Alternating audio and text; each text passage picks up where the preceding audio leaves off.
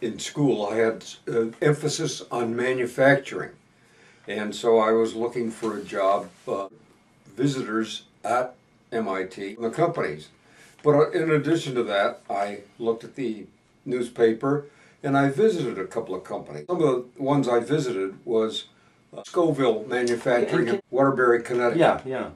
And that was a booming thing. They had something that they made and invented was the Talon zipper and the Mixmaster, and they had a whole bunch of consumer products as well as industrial products. Interesting. And that was an up-and-coming company.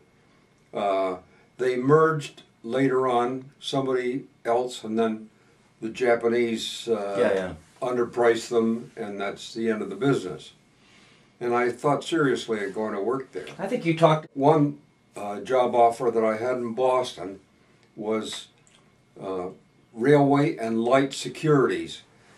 Mutual funds were kind of rare in 1948, but there were a few of them. There was Massachusetts Investors Trust, and there was the Wellington Fund, and then there was a few little tiny ones like Railway and Light Securities. Offered me a job for $34 a week. Oh, geez. And Kodak offered me $68, which is just twice as much. But the interesting thing is Railway and Light Securities morphed into Fidelity. Really? Oh yeah. My God. So... And Fidelity didn't exist in 1948, but some of the people, I think Edward Johnson, worked for Railway and Light Securities, probably for $34 a week, same as me, because he's about the same age. Fidelity didn't start until about 1960, September 1948. Where did you live at first? Down on Seneca Parkway. And how did you get to work? Walked half a mile. Wasn't that great? Yeah. Yeah. And what was your first job there? Yeah, my first job? Yeah. In the statistical department. My first job was working on gelatin manufacturing, and which is an important component. And what I do is do the planning for gelatin manufacturing. You know, you start with the raw stocks, and you need so many tons of green salted calf trimmings and bones, oscine, and so forth. And then you put them into, you wash them off, and then you put them into these liming vats, which makes which sort of makes the bone soluble, and what's left is the collagen, and which you can cook, and then extract the gelatin. In Peabody, Mass. Gelatin plant at Kodak Park, so I'd do the two companies and tell them how much raw stock to buy and how much to put into vats, and then after it had been limed for anywhere from a month to a year, then it comes out and goes through a slusher, and then they cook. Gelatin is a remarkable product. It's an animal product and is used to this day in motion picture film. It's hard at room temperature, and it's water soluble, and it's water permeable at elevated temperature. So you can heat it up and mix it up with silver halide, and then coat it onto a film base, and then you chill it and dry it, and then it's hard. And they tried for years to come up with a synthetic and never could. Wow. And to this day they're buying bones, and it goes through an acid process. Still some x-ray film and the dental x-ray film, and there's a small business in roll film for cameras, amateurs. Well, so tell me about Kodak in the 1950s. Home movies were a big thing then. It was before the days of videotape, and home movies were very pervasive. Every father had to take movies of his little kid, and do you think the home movies were a bigger business than than snap shooting just with regular cameras? Oh, they were both big. Both military applications and other kinds of things that Kodak was doing? Well, sure. There was aero films, you know, planes flying over and taking photographs of the ground and military installations, or you know, just geological survey, geographical surveys. So there were a whole bunch of kinds of film. You know, there was X-ray film, and dental X-ray film, and portrait film, and motion picture film, and aero film, and then there was photo typesetting film and paper. Newspapers and magazines were all set up, and then there was graphic arts film to make photographs for printing. Who designed and developed those different products and figured out what the technologies would be? Was that like the chemists in the research lab? There were fundamental research, chemistry and that sort of thing, and then there were applications, and so there was a black and white photographic division and a color division in the research lab, and they would come up with these films in cooperation with marketing and sometimes the customers. And what about the other, you know, the slide projectors and the cameras and other, that part of it? That was the apparatus division. Camera Works originally on State Street, and then they built that great big complex out in Gates. John Sewell was the head of it. Eventually. Doug Harvey was kind of the one that developed the Instamatic and the... and so forth. So there was that whole apparatus division, projectors and cameras. And they were doing well. In 1953, I moved to film planning. Computers at that point, and how did you use them? Desk calculators. That's all you had. Okay, yeah. Yeah, and the new invention was electric calculators. In the 1930s, they had these manual cranks, and then we had about 1965 was the first of these electronic desk calculators. I took the first IBM computer programming course offered in Rochester. That was 1955. There was a CPC, a punch card calculator. And so you'd punch cards, and you could have a little bit of a program. There was add and subtract and so forth. And then shortly after that came Fortran, where you could write, which stood for formula translation, and you could write out computer instructions, and you'd have this punched into the cards, and then that would feed that into the computer. And but then the big computer, first one was the so-called 360. IBM, the big IBMs? Yeah, they used magnetic tape for data, and that came along about 1965, thereabouts. And what did they use that for? Payroll was the first thing, and which is kind of complicated, because you have all these deductions and so forth. Subtract for tax, and it got to the point where you just give the IRS one number, and that would take care of everybody's withholding tax. I got involved in some of the technical. You could do inventory control, 30,000 products, and how you could do that automatically.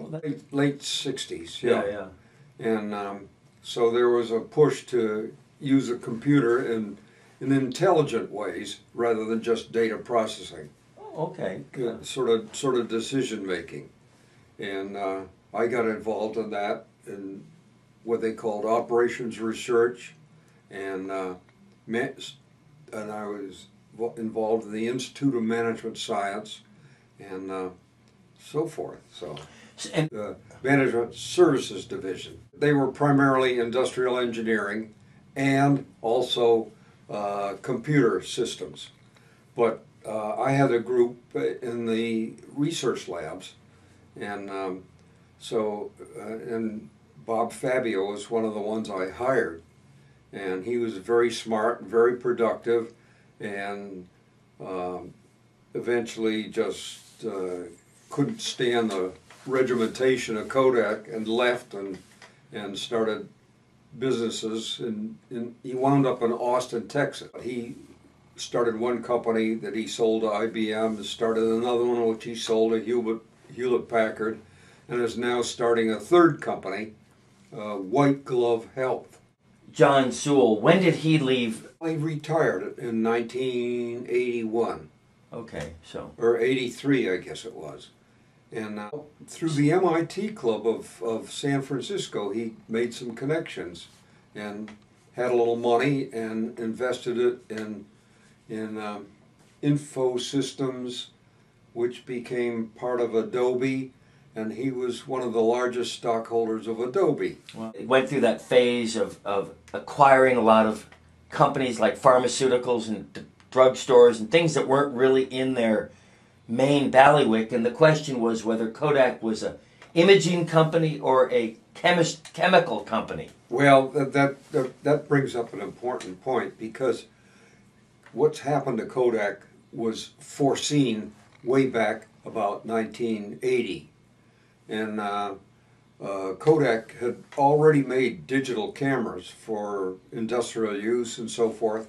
They were like $30,000 a piece, but Kodak had a whole raft of patents on digital photography. And they actually bought a company in California called Spin Physics, which made sensors, and which was part of the whole system. But Kodak had digital cameras. They hired McKinsey and Company, consultants, said, what should we be the smart thing to do with this digital photography? And they said, they had a long-range forecast, and they say, eventually it's going to replace film. And so the film business is going to go away. They foresaw that in 1980. Wow. 30 years ago. Well, the first one to go was news gathering, videotaping, and that sort of killed off the 16mm film business, which news photographers had been using, and they switched over to videotape still in the 1970s. Oh, prior to that, it was film. Wow. You know, newsreels. Wow. Okay. Yeah.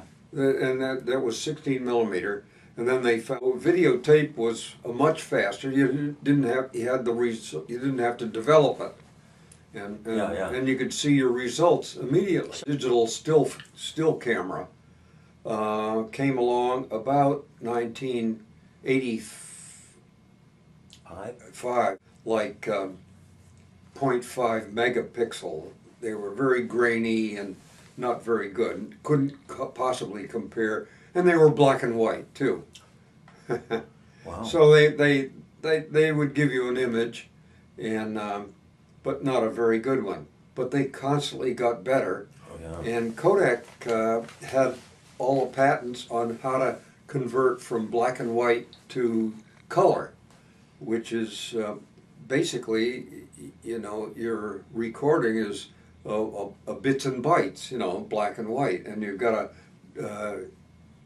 there was a very fine screen that you put into the lens of the camera, and it could sense red, blue, and yellow light. Yeah. And so Kodak had the patents on all of that, how to do it with color. And it constantly got better, and now cameras are, what are they, 13 megapixels? Oh, yeah, they're... I retired in 1986. Okay, and so this was just beginning to reach a kind of a crisis point, in a sense, about the time you left. Well, a couple of years before that was the McKinsey report, and they said, you know, you've got to get rid of people. You got too much overhead. The business is not going to grow. In fact, it's going to shrink. So you better start now to get rid of people. And so they had mass layoffs. I went out with a group of 5,000 people, And then there are other waves after that. So it's been downsizing. Could Kodak have ever made the adjustment from film to digital in a way that sustained it at a higher level?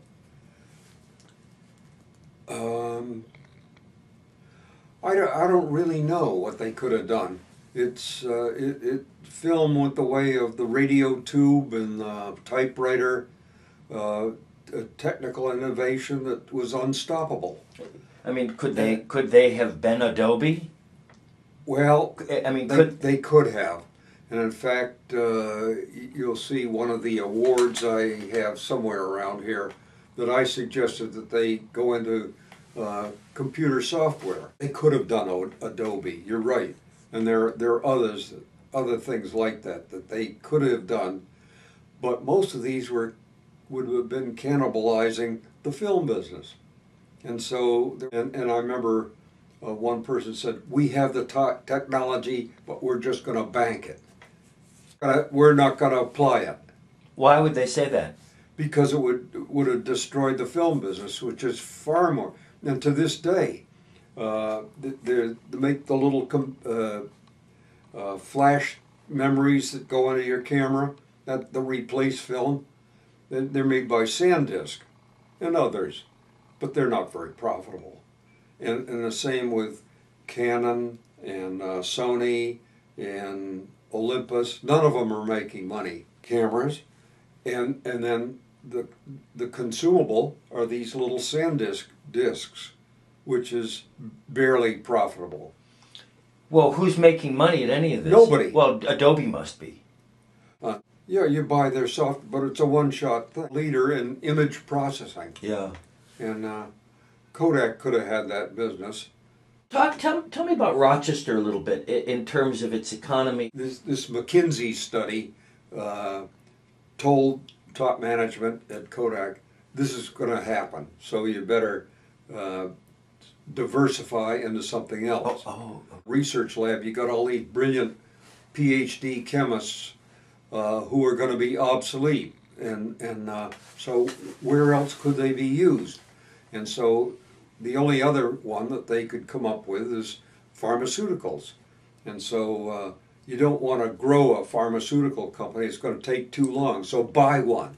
So they bought Sterling Drug, which had very few drugs, mostly cleaning products and household detergents and things like that, which Kodak had no experience with marketing. It was mainly a marketing outfit, and so that was very little chemistry. What? Bought this Sterling Drug, and it was a millstone. The drug business was nothing. Kodak had 500,000 organic compounds that they had invented, and so they were screening these for pharmaceutical properties. Okay. And they went through 500,000 organic chemicals and didn't find a single one that had any medical value that was better than what was already on the market. How could they have invented 500,000? The name of the game was speed to granularity ratio in film, and you kept trying to make it better, make a faster film that was finer grain. Various organic compounds that would boost the sensitivity of the film, and so they'd try and keep. They'd modify the molecule a little bit, and they had all these brilliant synthetic organic chemists, and who could start out with a particular compound and add chlorinate the ortho position, build up these molecules, and they things that would be when struck by a developer would turn into a dye. And this is pretty clever chemistry. Yeah. And they kept trying to do it better and better color and better sensitivity and smaller.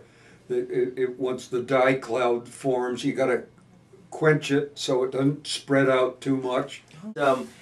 Did you have any interaction with, like, there must have been a pretty, I mean, who handled the marketing and advertising and all that for Kodak? An advertising department, but they had ideas which they would discuss with advertising agent Batten, Barton, and Osborne. Where were they based? New York. The research people would have occasional meetings with the marketing people, and the marketing said, well, this is where our products are deficient, and research would go to work and try to correct it. I mean, didn't Kodak have a presence at the 1964 World's Fair? Of course. And do you remember that? Yeah, and the 1939 one.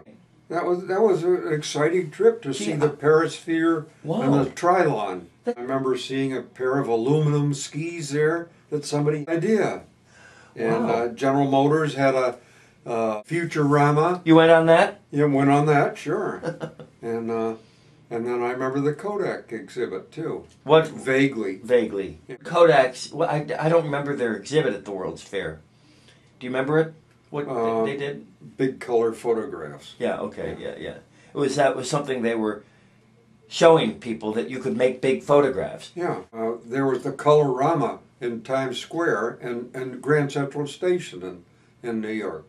And that, I think that started about 1965, somewhere around there. You know, the new notion now is print to order. You know, previously you had to, if you published a book, why, you'd have to print 5,000 copies as a minimum. Kodak produces those books? It produces the machines that make the books. You're still doing that. What, do you know what those machines are called?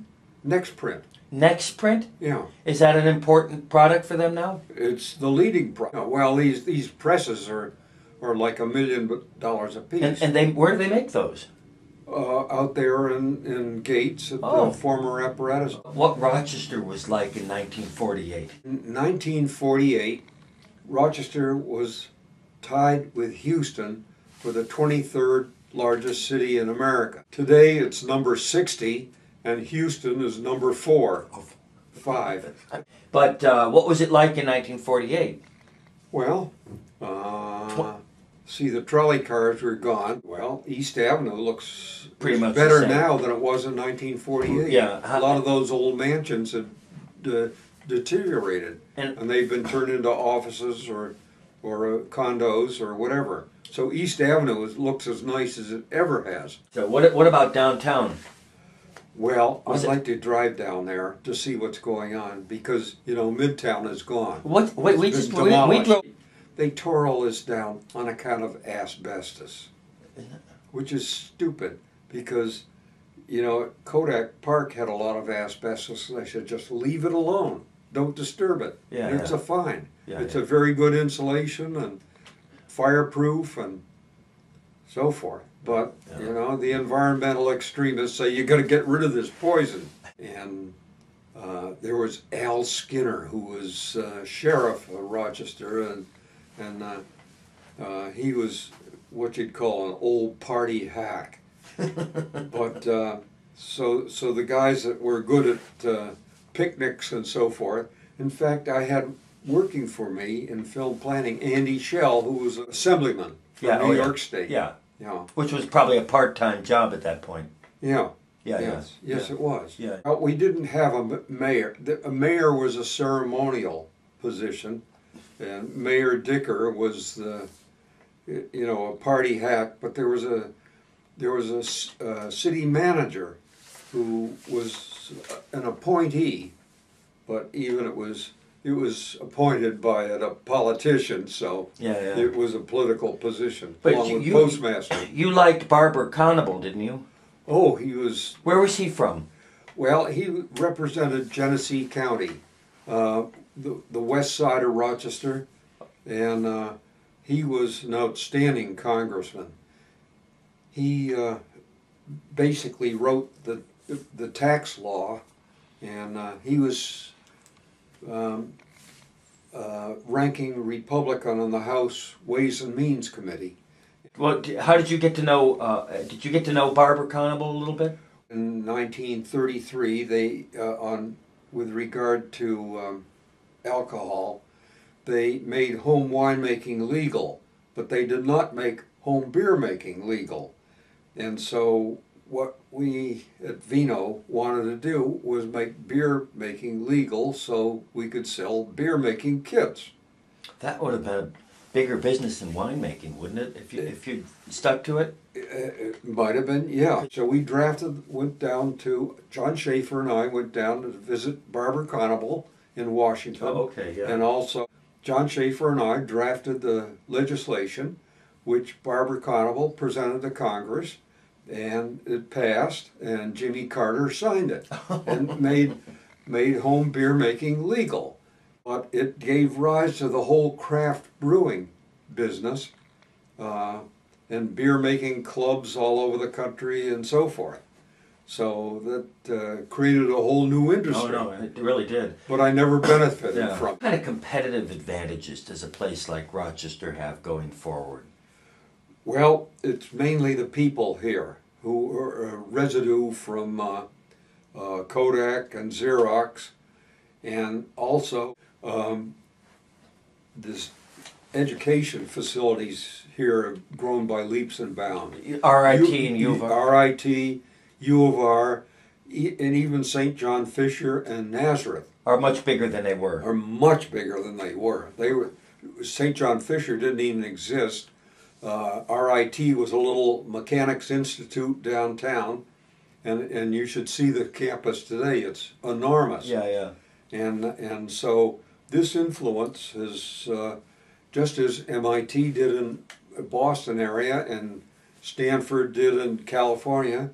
It attracted a number of good people. University of Rochester is a big deal. Oh yeah. Yeah, yeah. Particularly in medical school. Yeah, yeah. And RIT is more applied technology, and so there are a lot of smaller businesses, and in fact unemployment is quite low here. Really, yeah. One of the lowest in New York State. Wow. Instead of a big business like Kodak, why, it's a lot of smaller ones.